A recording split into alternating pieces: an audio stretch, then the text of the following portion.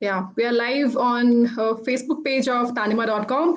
So today we are celebrating 22nd June 2022 World Music Day, and I am very honored and grateful to have uh, highly qualified and popular Indian musicians who are world famous in their individual domains of work.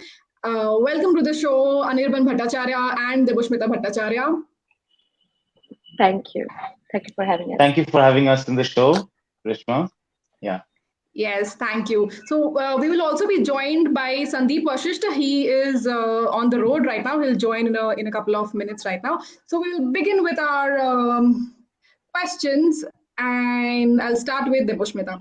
So Debasmita, I am very excited about what you have done recently. You have been touring the world and you have performed at Dubai Expo 2020, where you have composed a full wall string ensemble. Your composition in Rag Jinjhoti, it was played by 13 other instrumentalists from all over the world. Our audience would love to know, how did you compose it, and was there a music director who set the piece or set the tone for the evening? And how did you come up with that composition, and how was the experience like? First of all, good evening, all the audience, and good evening to both of you. And thank you so much, Reshmati, for having me here. We share a very, I think, very intimate relationship, as we both learned from Guruji. So it's very much a personal relationship that I share with her as Guru Bon. So thank you for inviting. Um, Dubai Expo 2020 was like a dream to me. I mean, when uh, it happened last year in kind of this time of the year when first got invitation, and that was the time when the COVID was still there, and we was literally stuck in house and stuff, and it was not necessarily very positive time. And then I was kind of not sure how it's gonna be. 7 months in Dubai, first time, quite a unexpected, unexplainable experience that I had. Regarding this particular composition, I would like to say that first of all, this was one of the pieces that we performed in the Wall Strings Ensemble in at Expo, and so we was asked by our musical director. Artistic director there, Mr. Harut Fazli, and he said, "Why don't you all bring up with something that belongs to your country? It can be your music, it could be your a film music, or anything that reflects your country." And that was the time when I kind of thought that I think Indian classical music is the root of India, and I didn't want to do anything else but uh, a raga and presenting with such amazing 13 musicians. The way I created the piece was it all happened one evening. I was just sitting and kind of trying to imagine how would it sound when these 13 musicians having 13 very different instruments playing an Indian composition or Indian, like Indian raga in a uh, very particular manner. And that's how this composition came in my mind, and I didn't really think much except little bit of Western classical music is more of a kind of a staccato. It's very straight. It has to have um, that beat. And I was kind of thinking that, and that's how it came in my mind. And Jinjoti was one of my favorite raga. It is one of my favorites. So that's how I kind of made that composition, and they were amazing in playing. So yeah. Wonderful. Thanks for sharing with us your process and how it all went about. Wonderful. Thank Now you. coming to Anirban Bhattacharya. So Anirban, when I call you on the phone, I listen to the Uchaton Moon song that plays on your ringtone. And that's what I love about musicians who take ownership of their work. You know, you create such beautiful music. It's such a lovely song. And you keep it as your ringtone so that you take it out. And I completely believe in this, that it's our responsibilities even to bring it out to all sorts of platform and not just wait for some marketing agency to do the job for us. And with Aurinba, I think yours is the you have an elaborate educational and professional background that I have come across, and one of the best so far. I would like to know that with your ongoing projects and your passionate pursuit of creative, good music, you don't seem to sit on your laurels, but rather you continue to make a statement with every presentation that you release. And how does it feel to be honored with such accolades at such a young age? You have won the President of India Gold Medal Award in Tumri and the Silver Medal Award from All India Radio. How does it feel? So, first of all, Rishma, thank you for inviting me for this show and to talk about and share our musical journeys. Today, have very, very similar kind of journeys. And, being from Bengal, it means like, apart from your studies and other formal education, you have to pick up an instrument or you have to learn certain kind of music. So that's the good quality of Bengal. And I was initiated into music in the same way. I started learning, and then I came to my Guruji, Pandit Chakravarti ji, and it went on. But also, parallelly, one thing continued that I used to appear for different competitions locally, and then slowly in the bigger platforms like the State Music Academy and the Overland Music Conference.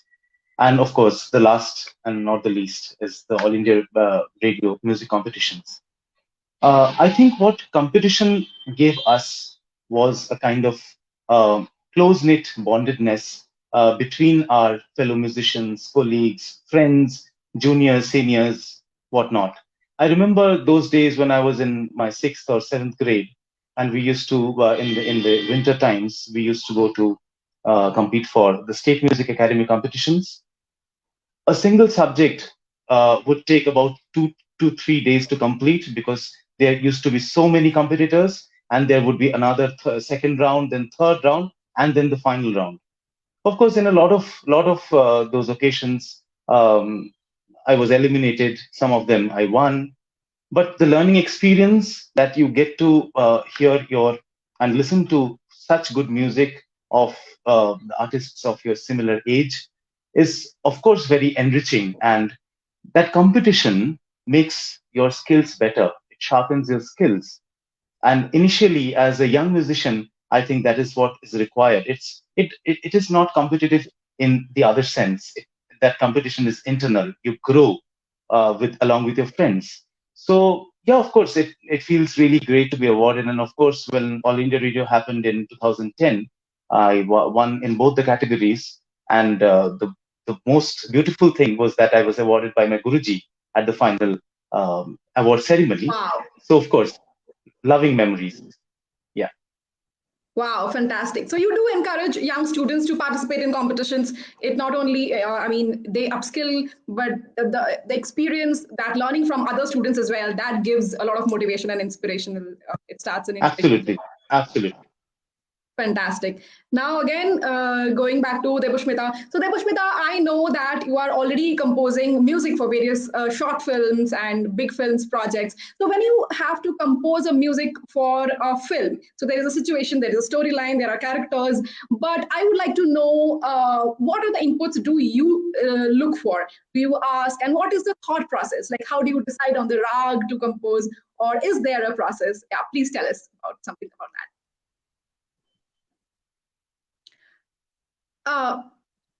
Please unmute. You are muted, Devasmita.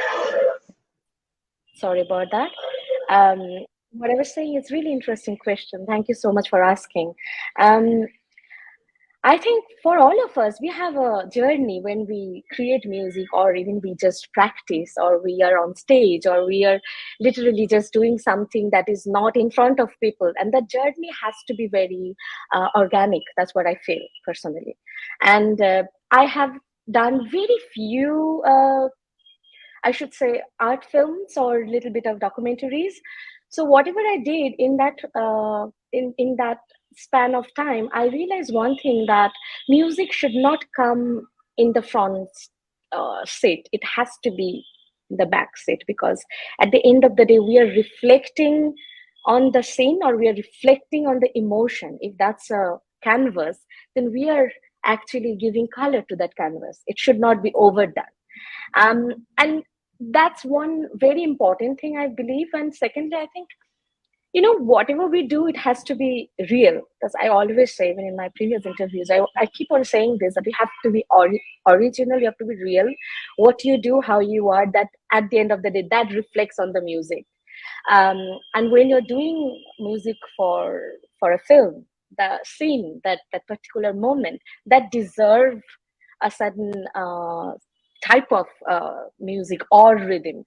And I think so many amazing work has been done in the past. And if we just recently, I was watching Pothe Pachali once again, and I'm like, more you watch these films and you become like, how, in a very simplest way, the creation of that simple, maybe a one note, and the way it shows the emotions of that particular scene is incredible. So I think it's an ongoing journey.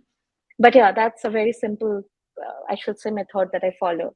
That we take the back seat and let the movie go ahead, and music should be a friend, not the main character of the film. Beautiful, beautiful. And as you said, you also take reference to the legendary works of music that are being done in Pather Pachali by Satyajit Ray. Wow, wonderful. Yeah, We have incredible. Sandeep Vashisht, on the show now. Yeah, welcome to the show, Sandeep.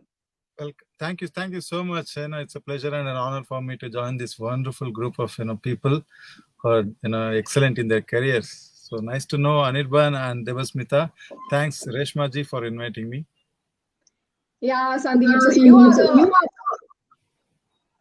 you are the guy from film industry, and I am honored to have you on the show and to be able to speak. So I'll quickly throw for the first question for you, Sandeep. So you have been working with the most popular music directors in Kannada cinema. I would like to know your first big break. Who was the music director? How did they discover you? How did you get in touch with them? And finally, how was your spot in the team finalized? Could you please share that experience? Probably I wouldn't say it is only the first big break. It eventually, started with many music directors. Only once the movie or the song, becomes a super duper hit, then only, it's been appreciated. Otherwise, we have done so much of good work in many, many, many movies, which have not reached, as expected. So probably I would say one of the art movies which we worked got national award. So that's where I, felt that, I been represented, a movie which got, national award. And that was one big thing. After that, there are many, many, many movies, which became, which ran for 100 days. Yeah, even for the art movie, how were you discovered? Like, how did you get into the film industry? Yeah, projects. Oh, me getting into the film industry is like, we've been working with so many music directors and, jingle people who used to do jingle, small radio ads and all. And by word of mouth, we could reach to some, recordings, and they, found us, probably they have heard us in some other ads or jingles. That's when they, asked us to, come and work for their movies. And once, you enter the studio, and if you are good, probably, they can make out in, just a couple of minutes. Then, it's always word of mouth, or people they refer, and it spreads. If the song is hit, if the movie is hit, so if somebody, listens to your music, the reach is very wide. It's easy and fast.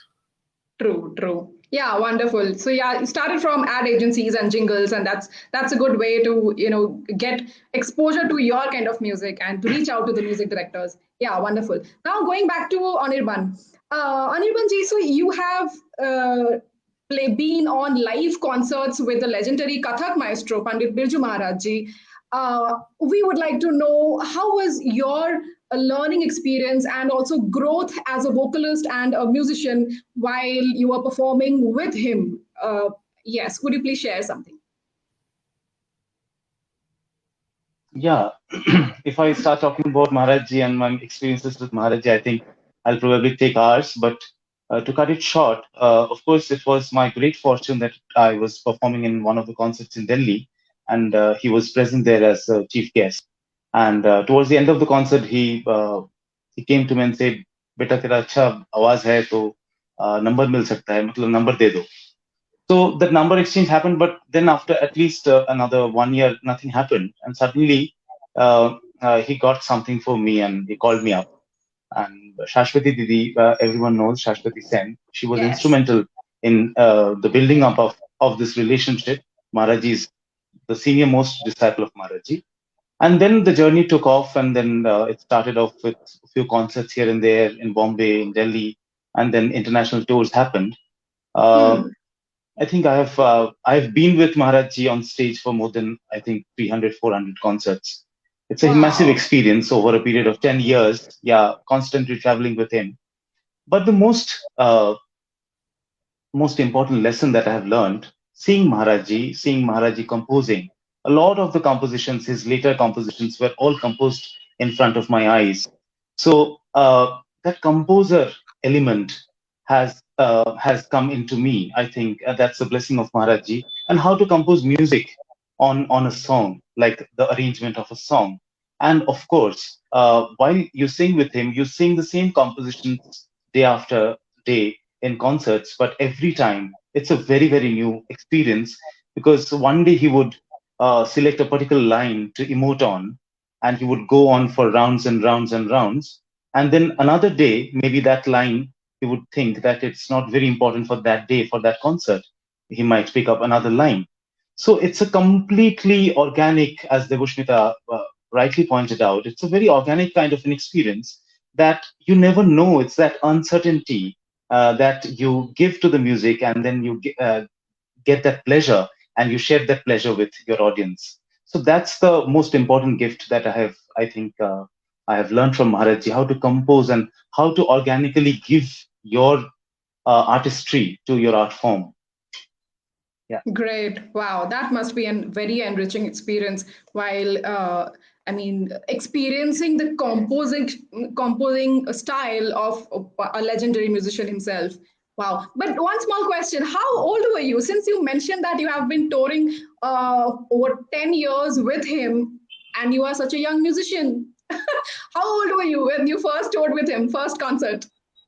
I think I was 27, 28. Yeah. Wow, fantastic. It was back in 2012 when I first toured with him in South Africa. That was my first tour. And then several tours in USA and Europe and East, Bangladesh, Singapore, Malaysia. Perfect. Yeah. Wow, perfect. Now coming back to Debasmita. So Debasmita, I am aware and all of us know that you are invited to most of the concerts that you play in. We also saw you playing in IIT Kanpur concert, and that reminded me of my first exposure to live Sarod. So IITs have this culture of inviting young classical musicians. So yes, you are invited to the most prestigious platforms, India and abroad. But suppose when there was a lockdown and the concerts were hard to come by, was there any struggle? Or did you have to audition to places or apply for concerts to organizers? How do you pursue your professional goals during the ups and downs of a musician's journey? I think lockdown was very mixed experience for me personally. There was nice, you kind of try to inspire yourself by sitting in the room thinking I'm going to do 10, 12 hours riyaz, which I haven't done ever. And you be more into that process. But then there are days when you feel like, I think for all of us present here today, it was quite mix of emotions. But one significant point I would like to mention here, since you're talking about concert scenario during that period of time, so many Facebook live concerts started happening that time period, and I know many of the young musicians, established musicians. I have seen them performing, and some of them came to me as well. But what I did in that moment, I wanted to be more sure that I'm rather focused on my art form than take a break. It's okay to take a break than playing free concerts. So that one thing, I think, I remember that even there was a news article came out in that time of period when it was mentioned, because I said no to free concerts, free online concerts, and definitely there was times when later on in COVID time, many organizations such as in the foreign countries, they wanted to do proper online festivals. So with God's grace, I got those opportunities that came to me, and I accepted, and I gratefully tried and do my best to go to a studio to book a proper setup, because not playing in the house without a microphone, without a proper light. So those are the things that I really focused on, that this is the time for me to help myself, to understand myself and grow as a musician. And I started learning a little bit of sound, uh, how to do recording in your house. I can't really say I have learned everything. I probably haven't, but it's still in the process. But there are so many things happen in that space of time, I think for a year or more, that we individually musicians has realized that life is not, you should not take life for granted. And True. I was more into focusing on myself than really thinking of how can I go ahead in the getting more concerts. So whatever I received that time of span, that time of time, I probably did it, but I was more into myself in a cell. Yeah, absolutely. That's a brilliant response and a great insight. That's what I personally also believe in. Even I come from the corporate background. Now I am freelancing, so to say. But even in the lockdown time, you cannot just keep sitting idle at home. We have to, I call it an investment in yourself. So yes, like you said, you Beautiful. upskilled and you Yeah. realize the Yeah. value of good Yeah. studio recording. Absolutely. Yeah. Fantastic. Yeah.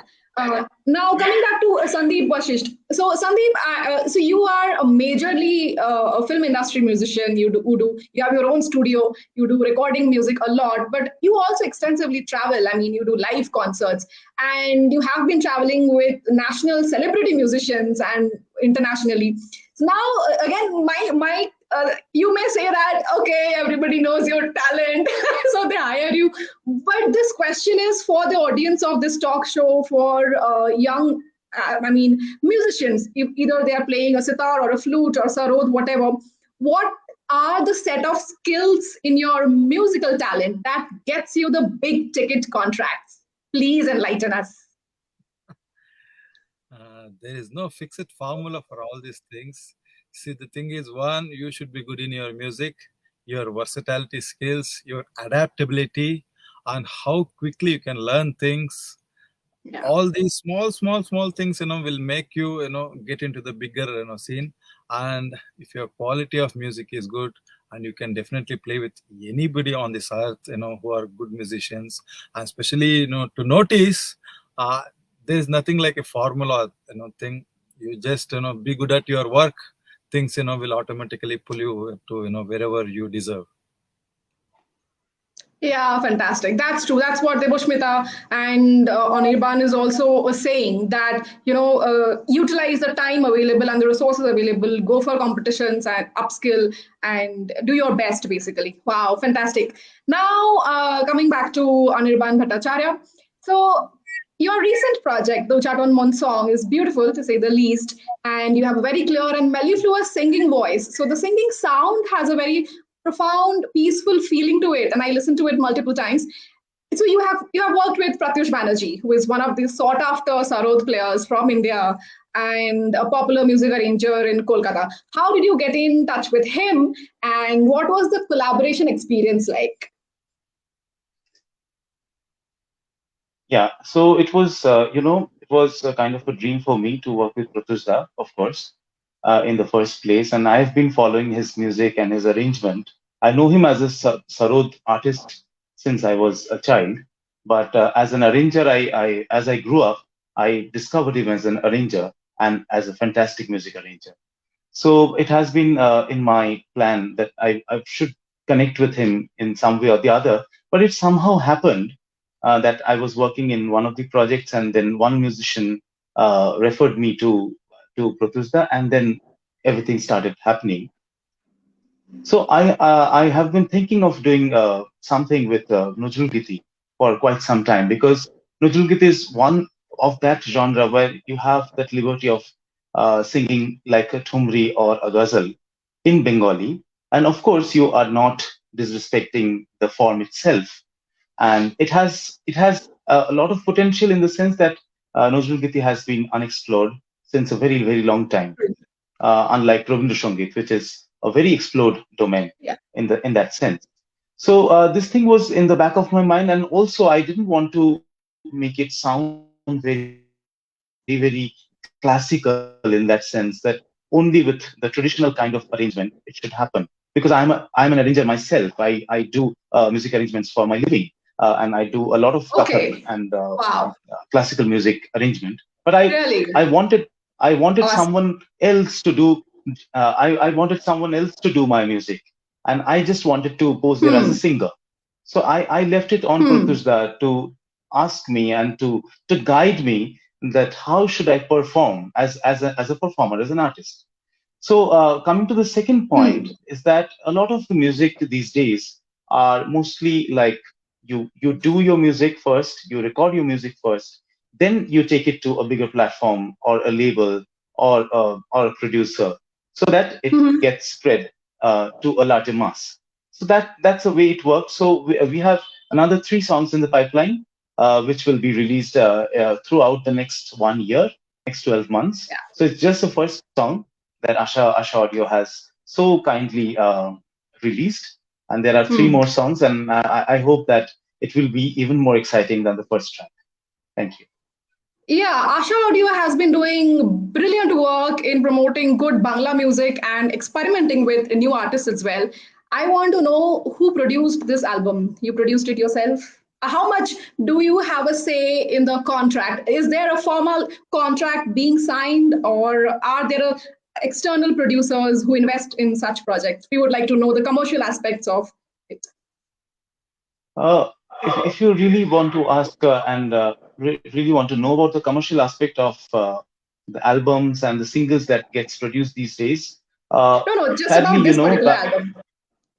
yeah, this particular album is, of course, my production in the sense the song selection, designing, the kind of instruments that I wanted in the sound was my idea. And of course, the commercials, the financial aspect of it was initially borne by me, of course. And then once you go to a label, of course, they take the responsibility of spreading it along. So you get a revenue share of the revenue that is collected on the number of hits and the platforms that play, and you collect it over years. So the initial investment, I believe Royalties. that in 80% royalties. So Yeah. initially, the investment, I think, is always from the artist side these days, because the physical formats have gone out completely out of fashion. It has become Yeah. like some antiques at home. All of us have cassette players, which doesn't work anymore. And we are so used to listen to free concerts, as Debasmita said. So I also, even during the lockdown, I sang in one of the concerts, which was like Hmm. a talk show. It was not a concert, but then I thought that it's a good idea to start saying no, because I started Yeah. seeing my students, and students' parents, all of them became like musicians online, and I thought it's a good time to take a step back. So we have been so much used to listening to good music, bad music, whatnot, Ah. absolutely free. So as musicians, I think we have the onus to take a call and say no to free music. Yes, of course. Yeah, absolutely. Brilliant response. Yes. Sandeep, would you like to add something to this discussion? Yes. Free music, free good music, or not? Yeah. Uh, I would like to, support Anirban on this topic, because he rightly said, once the things are free, the value, we are only decreasing it by giving it free. And the good quality content should always be valued, whoever consumes it, irrespective of an younger generation or an older generation, whatever it is, or classical art form, or modern art, or probably film, or some contemporary music. Everything has to be valued. It is, nothing comes like, we don't even get it for free. So we struggle a lot to learn it, to prepare it, to perform it. So I think the world should encourage by actually, doing some monetary, how do I say, support wherever possible through the True. producing labels or from the from the government or from any agencies. This particular thing has to be taken care. Otherwise, probably, if you look at for next 20-30 years, I think even the value for good musician will also go, because everybody will become digitalized, and there are no actually one-on-one connection between the musicians. So which looks scary. Right now it is True. almost, we are on the verge of touching that phase. But I would insist everybody to step back and be as natural it was before. That's how it should be. Absolutely. Yeah, and on sitting at my position, so we are doing a lot of branding and promotion for artists. I have one very strong point to say to lot of organizers who offer concerts like for free. I mean, if people value good music, they should at least pay pay $100 to enter an auditorium. Why are these organizers, just because they are getting lakhs and lakhs of sponsors money, why aren't they charging at least 50 rupees or 100 rupees in auditorium concerts? So it's not just, now I'll talk about a little bit about the industry and business. Why, what, this is an insight I want to share with each one of you, three of us, and of course with all of our larger audience. Why performing arts industry is lagging back from the other IT and software? Because this industry is not generating enough revenue, because concerts are being offered for free. Even I have seen GD Birla Shobhagar and those very popular big auditoriums are being houseful, and nobody is paying, not a single listener or an audience is paying even a single buck. It's not their fault. It's the organizers. I'm saying it directly. It's the organizers' fault. The people who are getting lakhs of sponsors money, and they're happy with that. I have nothing against the artists or the organizers' amount, but the fact that the audience is not paying any money to come and watch a concert, it badly affects the larger industry. The industry is not generating enough money. That's why we are, as an industry, we are lagging back. So of course, this is my request to all organizers as well. Even if you are an NGO, even if you are whatever private event organizer, please start charging money. When if you are able to pay the artists, even if you are able to generate sponsor funds, please take at least 50 rupees per ticket. Yeah, that will help all of us, the industry, the artists, the audience, and everybody. Yeah, wonderful. Thank you. No, that's a very, And very Reshma, important part. on that note, I would like to really add that you talked about the software industry and the music industry. Of course, you would know that software piracy was the biggest thing in Yes. India, because we always used to use cracked materials. And now see the wonder of the technology. The things have been programmed so nicely, so integrated, that you buy a laptop and you have to pay an amount, a fixed amount, on the OS that you use. You have to Yes. now buy your writing software. I'm not mentioning the names, but we all know. And even I would also like to like, Sandeep knows this very well, that all the softwares and plugins that we use, earlier people had a habit of like copying it from somebody, and all the cracked versions were used. Yeah. Now they have been also programmed in such a way that you can't use them efficiently and like fully. So that kind of model is absolutely required in music industry. For example, there are streaming platforms where you don't really buy a song, but when you hear when you listen to the song, you actually pay for the data charges, and the artist and the companies gets paid. So we need to really think about more integrated platforms which can actually generate revenues, rather than just like shooting a video or good quality music and just sharing it for absolutely free on YouTube. True. Uh, Absolutely. so we need to think about that. Absolutely. Yes. I Okay, would like now to add see. one thing that I think definitely you and Sandeep ji and Anirban ji spoke about definitely the making music side as well.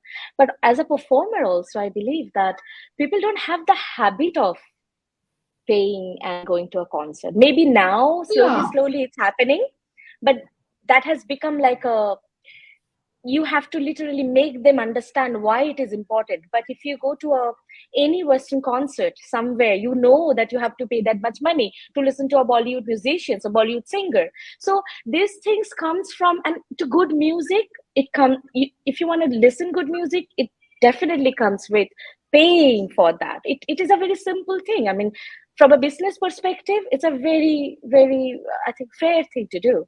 So I believe that even during lockdown, many organizations, I'm not taking names, they started doing it, and they kind of decided even the online concerts were paid concerts. So a person has to pay to be able to watch that concert. So Absolutely. It's not that it's not happening, but we really hope it should happen more and more. More. Yes, absolutely. That should be the industry standard. Nobody should, offer free concerts or free to attend auditorium concerts.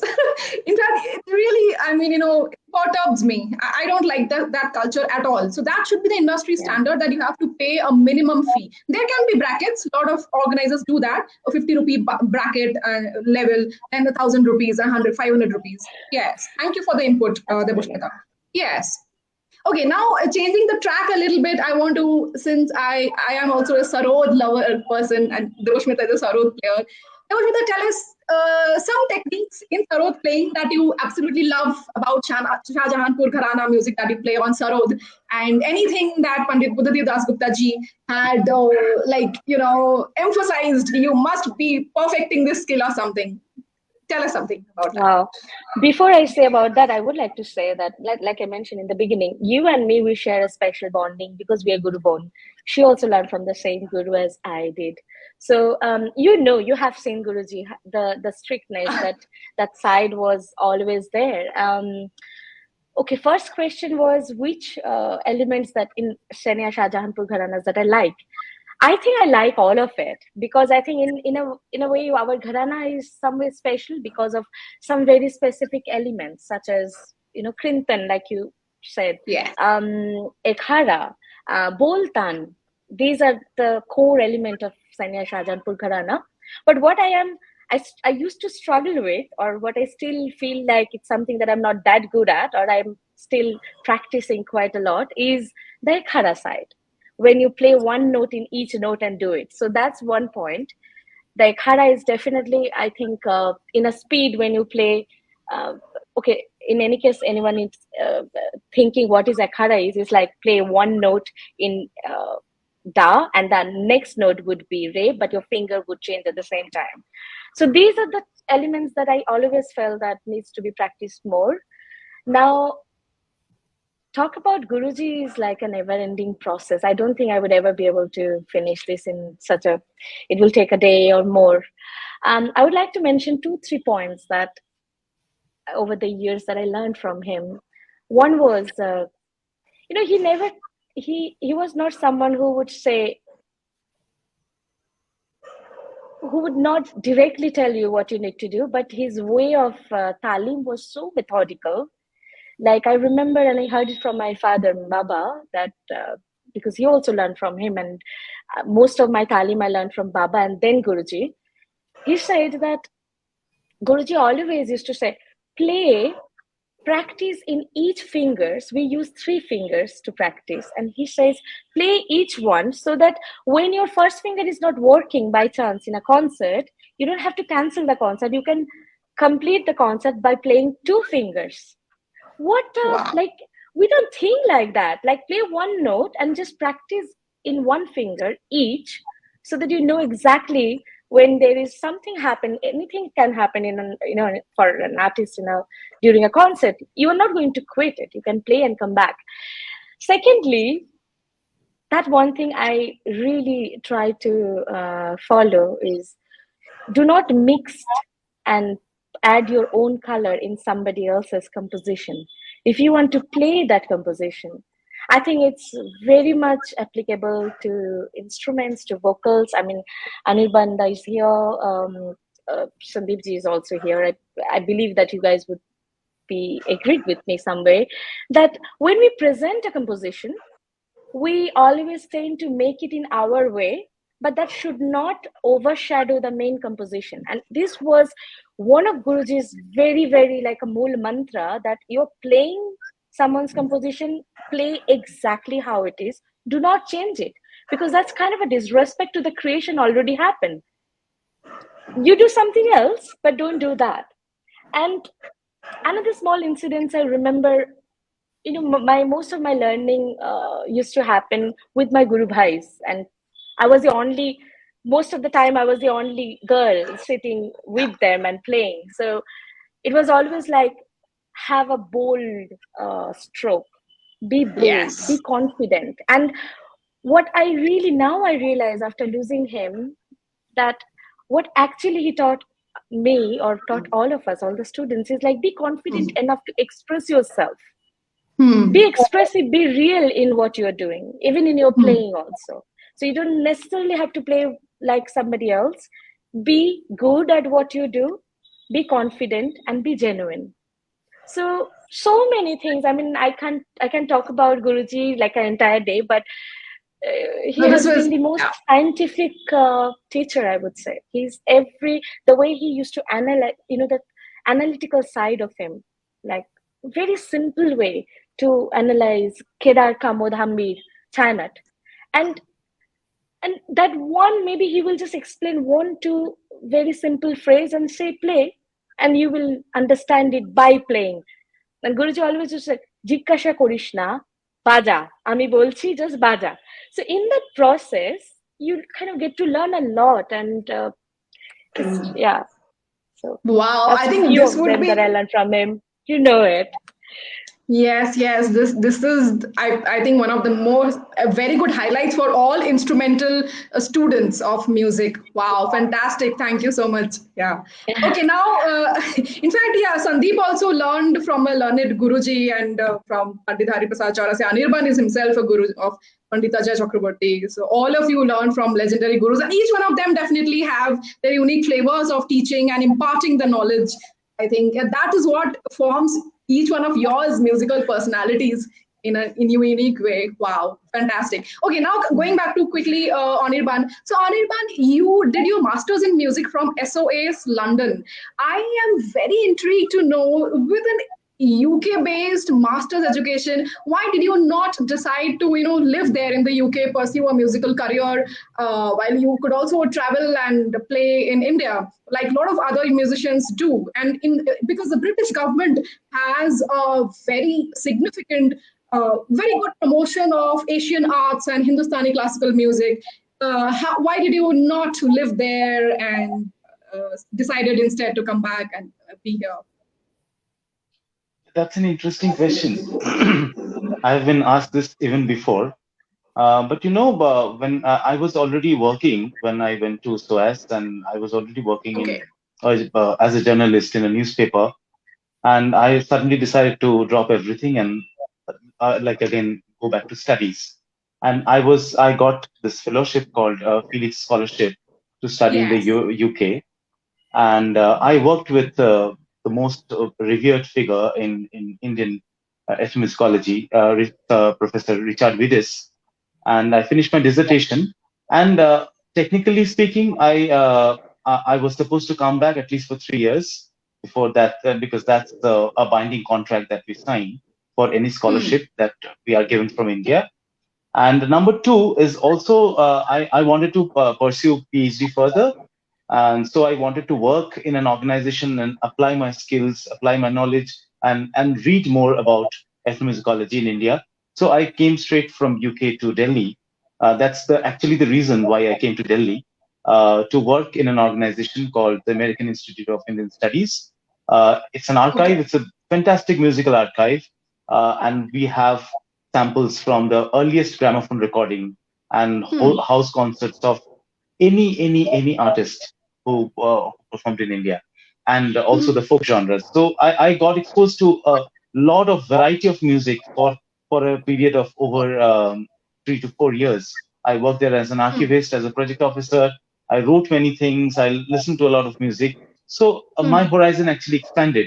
So I always credit my scholarship that if they didn't have that binding contract to come back to India, I Hmm. probably have missed that chance. And now I'm doing my PhD. I'm almost on the verge of finishing it. So I give a lot of credit to that particular opportunity of going to SOAS, and which changed my career in a very significant way. Wow, fantastic. Yeah, I wanted to know this particular journey. Wow, things panned out in a way that you actually benefited from while staying in India. Wow, fantastic. Now And going to also, as yes. and another point I wanted to add, taking actually cue from Debasmita, that I've been following Pandit Buddhadeb Dasgupta from a very tender age, and I have never learned from him, of course, but I'm an avid reader of his writings. Okay, so you must know that he was a very fantastic, prolific writer. So I always wanted to write about music because we the performers who actually go up on stage and sing uh, normally refrain from writing. We don't love to write about it. We love to do it rather than write about it. So I always had this plan to also write about music. So now it has started on a very regular basis, and I'm writing small articles in a way that a normal reader, a normal enthusiast, will just come up and you can read it in 5 to 6 minutes. Very short pieces, but intriguing information about the past, how we came about it. And my research area is 19th century Calcutta and the Bengali musicians and how they took up classical music the way as we know it now. So it's really intriguing and fascinating to know about all these personalities whose labor, whose toil has actually resulted in something that we perform today as classical music. So that's also another side of it. Yeah. Yeah, fantastic. And just to now about promoting my business, I'll take this opportunity that all of you audience, if you haven't yet checked our website, https://tanima.com, go there and download the Star magazine. So we are collaborating with Anirban Bhattacharya ji because he is extensively doing good research. His research insights and articles will be available from the next month's issue. Please download the magazine and share feedback with us. Thank you so much. Now coming back to Sandeep again, once again, Sandeep Vasishta. So Sandeep, you own around 200 woodwinds instruments. I was like, wow, I don't even know the names of so many instruments. I only know bansuri, flute, and saxophone. But you have formed a grand sitar symphony. Tell us about that. What was the idea about? Why are you interested in sitar? And how did you select so many sitarists? How many are there? 100 sitar players. Probably 17 people are there right now. 17. Yeah, please tell us. How did you select those? And I have, frankly speaking, I have been to some concerts in Bangalore, and I have seen some of these sitar players in your symphony performing at very prestigious concerts. How did you select them, and what are you doing with Grand Sitar Symphony? What are the projects that you are looking at? And would you like to also collaborate with Debasmita and Anirban as well in this journey? Okay. First of all, being a session artist, we've been doing a lot of work with many singers, many musicians around the globe. And that's how I gained my exposure towards the music industry. And I've been part of many, events. Apart from that, we also have another band called Mellow Tree, where we do a fusion setup with 5 musicians. Recently, we had an inquiry to do one symphony event with sitarist. Somebody asked me, and I said, we can definitely do it, but it has to be an ongoing thing, so that we shouldn't do it for one event. It should be like kept on going for many events, so that we can plan and do something big. Then a friend of mine who promised, will continue doing this. Why don't you do one, project? We are also enthusiastic. When we love challenges, we would like to do something special. So I knew at least 4 or 5 good sitarists from Bangalore. I went and approached them, and this is the thought, why don't we do some composition of our own instead of playing something else, or probably cover song or whatever. Let's do our own composition and start performing, and whoever comes on board, let's welcome them and train them if needed. Otherwise, if they are good enough to perform all this composition, we can start bringing them on board and performing.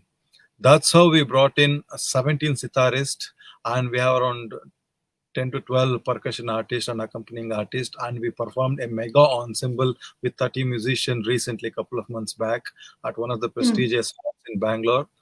And this is like a project we want to take it to the world market, not only in Bangalore. And of course, everybody are welcome, Anirban ji and Debasmita, more than happy, spread the joy of music to every place possible. And apart from sitar, we have another project called the String Symphony, where we want to bring in a lot of Indian composers to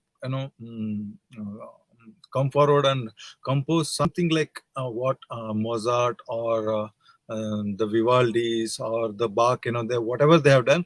We want to do something with the Indian composition, keeping the main Indian soul in the front and backing them, with the Western plan. That's how we want to bring it, and the process is on, and we are quite successful in doing it. And we have started a company, and all these projects are all under one company called Music Mansion, and we are continuing to serve this music to wherever we are given a chance to perform. That's how it is. Perfect. Yeah, thank you so much for sharing the story. Yeah, we would. In fact, that's why we are also doing this talk show, to bring together good musicians who are making good music, so that all musicians from all over India, we can come together and do something good. Okay, now I was just looking for the next. So at the end of this talk show, when my questions are over, I hope they get over soon. All of you must be tired, so please take a sip of water. There is a group discussion. There is a group discussion. I'll tell you in 1 minute, where I will not talk. All three of you will talk. But before that, I have one question for Anirban, I guess. Wait. Yes, I have a very philosophical question. So since I've checked, so Anirban, you say that you try to understand the society through music, and your research interest is also driven by a combination of sociology, economics, and music. You tell us how musical journey has actually practically helped you become a better human being, and helped you change perspective about human beings and situations. Can you share some insights? I think it's common for all of us. As musicians, we do interact with a lot of people, and we travel. We get to see new places, interact with newer people every single day. When we teach, we get to know how the parents feel about your teaching, so you get to know different perspectives. So I think life is all about perspectives as a human being. So you become a refined, a better person if you really want to, and if you really culture and think about these things. So every moment, I don't superficially say that I learn from everybody, but yes, of course, I try to learn at least one good thing from everybody. That's how I want to enrich myself. I don't know whether I can reflect on them at the right place at the right moment, but still, I really want to learn one thing, at least one good thing, from a new person that I interact with, be it a little toddler or a student of mine in my class, or maybe their parent, or maybe someone from the audience who comes up and says, and we always get very absurd questions. Like in one of the concerts, I was asked, like, can you please explain me why there are 16 beats in a team tal? So, and I was already like very tired, and it was about a two couple of hours show. So, and I had to come up with some interesting answer, right? Because the question was very genuinely asked, and I couldn't laugh at it just simply. So I had to come up with some answers, and then I suddenly thought that probably there are 3 claps and 1 gap in a team tal. So maybe team tal, 3 claps, and then team tal. I think as musicians, we learn these small little things that enrich ourselves to like quickly respond to situations as well, and become better persons if you try to. At least I try to. And talking about how I understand society through music is, of course, the person that I'm working on, Raja Shorindra Mohan, he was a Jamindar, he was a big landlord, he was a Raja, he was a king. But still, he had so much of passion to do with music that he ended up writing 50 books on music. It always gives me a great excitement and an awe that how can a person write 50 books in a span of 20, 25 years? What was his drive for that? Working on that, and I'm sure, and I'm really hopeful that I'll come up with good answers in a couple of years. Yeah, perfect. In fact, I relate to what you just said. So I have a student, I teach basic sargam lessons to kids. So there is a student, these days every kid is so intelligent, even it wonders me. She asked me, what is the meaning of tarana? I had no answer. I said, okay, I'll find out the answer, I'll come back. Now I want to ask you, you are the vocalist. Please tell me an answer to tell this child. What is the meaning of tarana? So it goes like this. Anything that we do has a kind of meaning to it, right? So Tarana, of course, if you look at the evolution of Tarana, Ustad Amir Khan Sahab once said that in earlier days, like when Tarana was in its more younger stage, then Tarana words used to have certain meanings because it was they were all taken from either Persian or Pushtu words. So they used to have their meanings, but slowly with time, it became a rhythmic kind of syllable, which is not directly related to a rhythm instrument, but has in it a rhythm itself. So if you have 4 beats, you can say ta na na na. So it's now it has become a kind of filler, but it used to have proper meaning maybe 200 years back when Tarana was a lot younger than today. But today it's like kind of a neutral song, like a sargam. But you can't say that you can't ask someone what sa means. Sa is sa. You have to take that.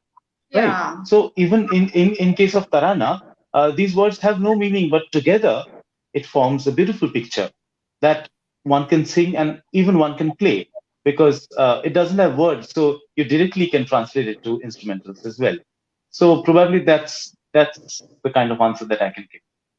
Yeah, that's perfect actually. I said probably 1% of your answer. I explained to her saying that it is a kind of an ornamented presentation of classical music. There is no lyrics to it, but it has to be set to certain raga, but tarana, dhintana, derena, these are kind of ornamented presentation. But yeah, beautiful explanation. Thank you so much. Okay, now I'll a little bit touch upon about the value of education to each one of you with one unique question for each one of you. Starting with Sandeep, since Sandeep is the guy who plays 200 instruments. Oh my God. I would say instruments varieties, but probably about 30 to 40 varieties of instruments. But each, probably if I say duduk, I have around 20 duduks. If I say bansuri, I have around 40, 50, bansuris. If I say I have Celtic flutes, I have around 20, 25 Celtic flutes from the smallest to the biggest one. So in that way, I consider I have around 300 plus instruments, in my studio where I use it for, background scores, songs, for documentaries and different messages.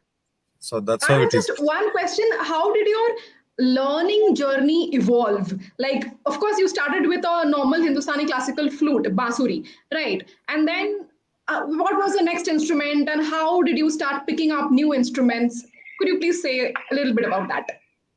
Yeah, I've been, watching, I got inspired from many people, who play different kinds of woodwinds. Pedro Sache, the woodwind artist who plays for Yanni. And Mr. Naveen Kumar, who plays for A.R. Rahman, and Ronu Majumdar ji, Hariprasad Chaurasia ji, and many other people, who have, expanded their skills not only with their, core instrument, plus also they, tried many other instruments. That's how, and it is the need and demand in any film industry, so that you should have at least multiple instruments to go and perform, probably record. If you are working on a movie industry, every time you go to studio, they look for something new. What will you do it in the same? That's when the creativity part comes in. We try to take out joint from some other instrument and put it here, make a different sound, a lot of combination, trial and error will happen. And that's when you bring in many instruments, from whenever I keep touring, and each time we, hit some, country, and we try to, go to the local instrument maker, and we buy it, from them, and we spend a little time on, learning the instrument, knowing it. Once you know one instrument, it's pretty much easy to, know the similar kind of instrument. You need not to spend, a lot of time, but you can, learn it in quick time. Perfect. Yes, like you were saying, to improve and expand the horizons of your repertoire, you need to be, constantly upskilling and learning new instruments and experimenting with it. Wow, fantastic. Yes, going now on the similar line, I would talk to Debasmita. So I have seen I never knew that Debasmita could sing as well. And I have seen her singing beautifully on concert stages where she was primarily invited to play a Sarod. So yeah, Debasmita, I mean, how did you really train in Hindustani classical music? And what do you say about, about the value of a lifelong musical education? And finally, my third question is, for youngsters, what is your advice if they want to become full-time musicians? There are three parts of this question. Wow. So total different questions altogether. I will try and answer one by one. So, see, we play Sarod, we actually sing inside. Any musicians actually sing, and that we try to execute that through our instrument. So there is no way we can avoid vocal and as well as rhythm. For any musicians, I think Reshma, okay, that is very important.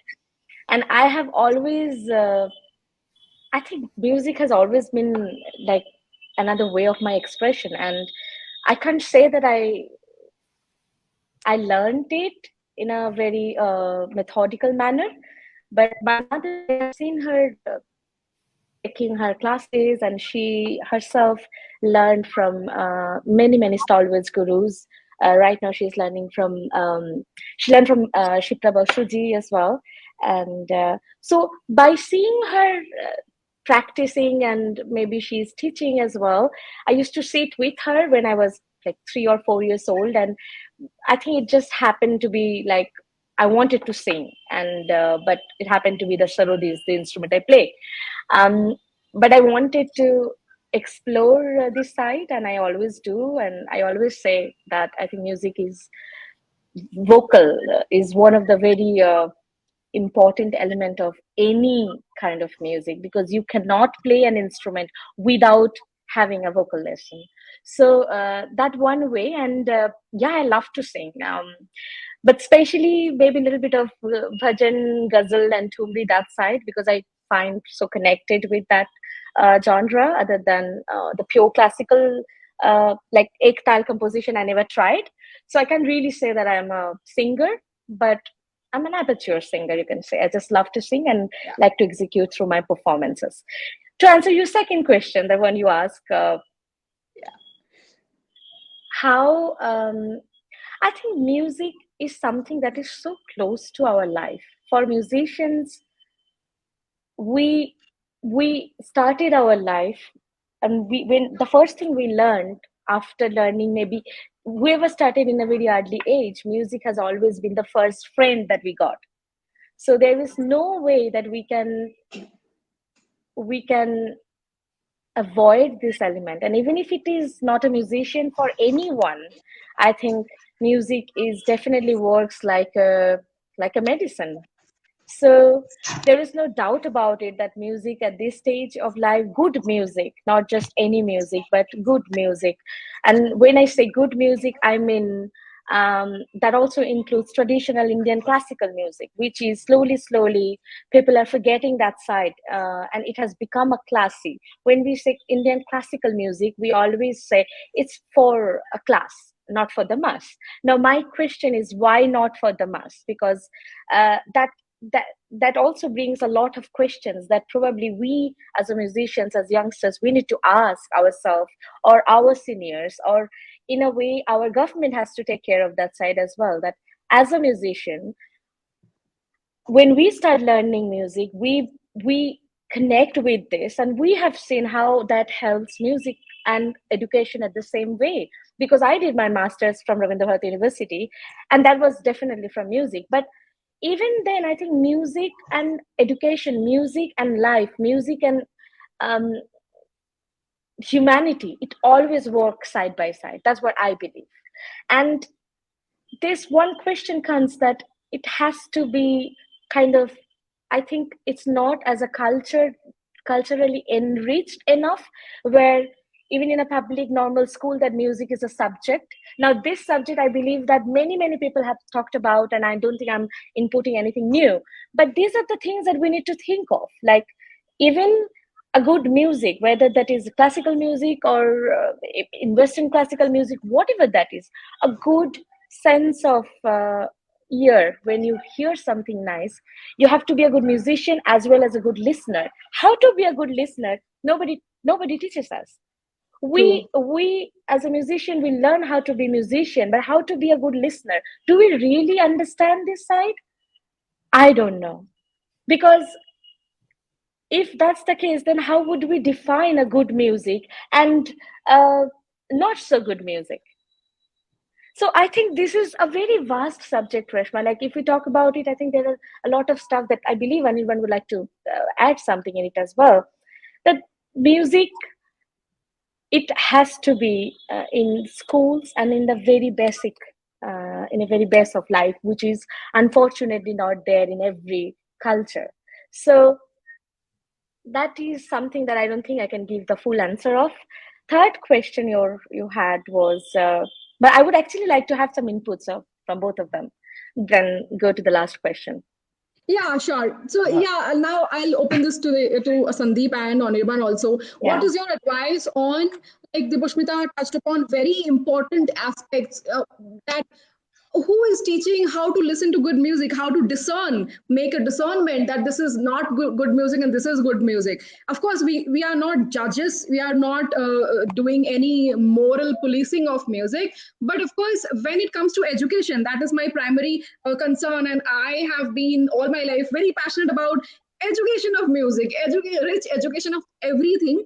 So as far as grooming the children, I would, from both of you, from Sandeep and Anirban, I want to know, what is it, that one thing that you should tell parents who say that my child, 4-year-old child, 5-year-old child, they don't have inclination towards music.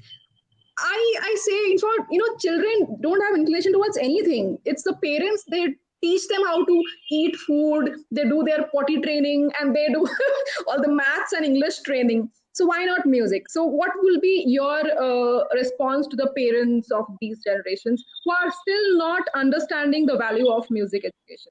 Anirban. Yeah. So, there are two phases to that answer. First thing is that uh, how to decipher between good music and bad music, or not so good music. No music is bad. Each and every Yeah. music is good. But who will understand what is a good music? Then it comes to the grooming from a very Hmm. tender age. Of Yeah. course, as a trainer, as a teacher, I've been working with an NGO for last, I think, more than 4 years. I've traveled almost all the states in North India, in all the Kendriya Vidyalayas and Sarkari Mm. schools, uh, and I have seen that they have such amazing interest for music, Yeah. and they come to me and ask really interesting questions. So they do have these questions in mind. We always say that it is not important. uh, if we look back today at our age, then how much of the geography and the history and biology that we have learned in our schools do we remember today? True. So why is that cruelty with music? When it comes to music, then we say, oh, it's taking up a lot of time, sir. My Don't have kid the is time in the enough to eighth grade practice.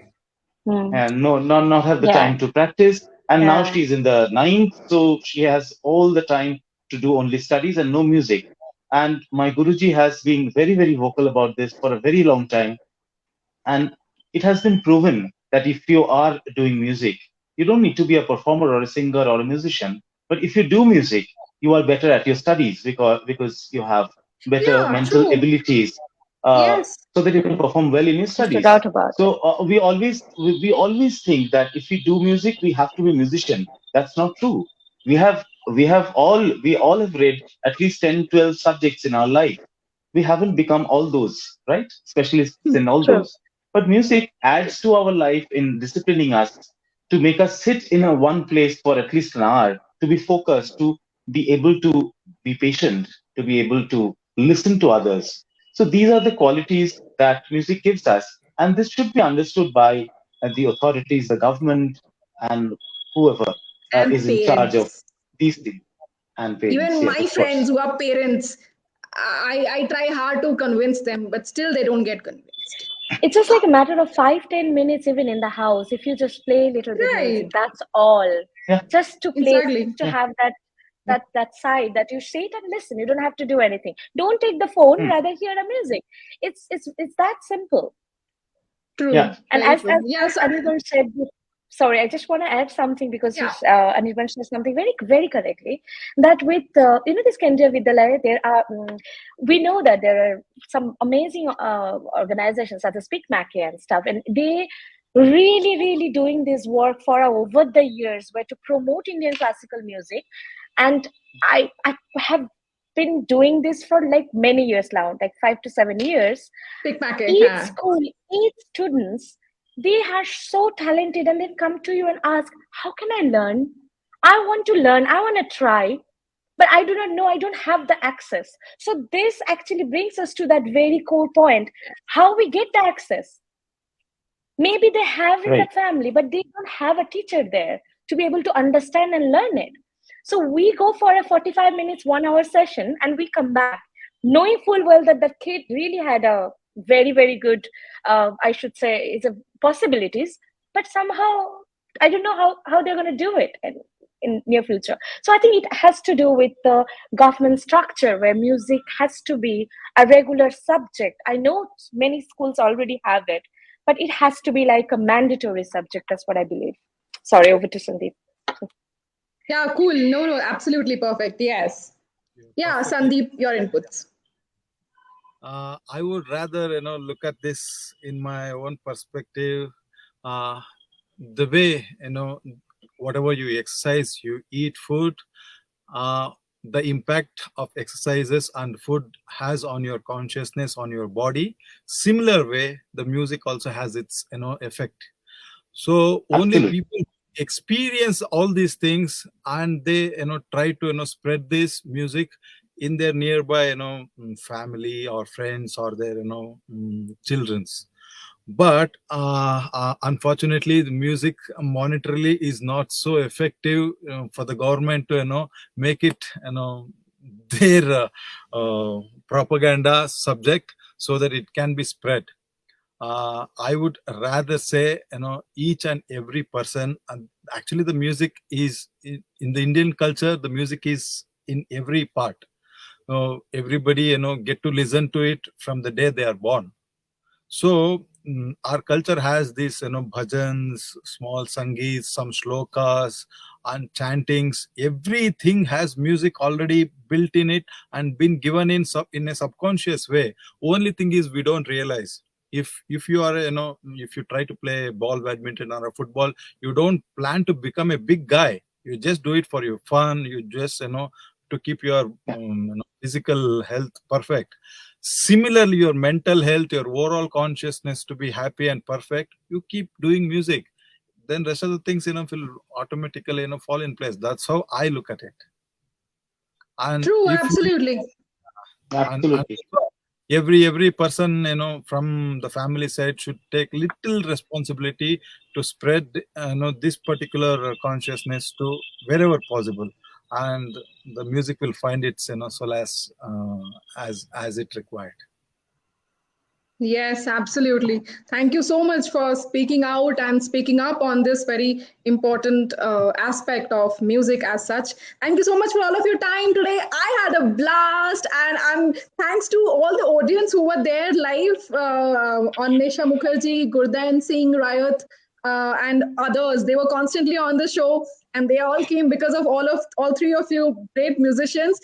We had a great celebration, good start to celebrating World Music Day. Next is coming up a very popular baul singer from Kolkata at 6:30 p.m. Reena Bishwas. And then we have a classical presentation by another one, Mrs. Hani Gupta ji from Madhya Pradesh, I think. So yeah, stay tuned to our page, and namaskar to all of you. Thank you so much once again. Thank you so much, Reshma ji, for Namaskar. beautiful initiative. Thank you, Anirban ji and Debasmita. Nice to know you. Probably we'll meet up sometime, and probably also would like to collaborate and do something musically together. And World Music Day wishes to everyone. Absolutely. Thank you. Yeah. Happy Thank World you. Music Day. Thank you, Thank you. Yes, Reshma ji, happy World Music Day. Happy World Music Day, and thank you for doing this. Thank you. Take care, Thank guys. you. Bye. Yes, thank you, Sandeep. Bye. Bye. Bye. Madam,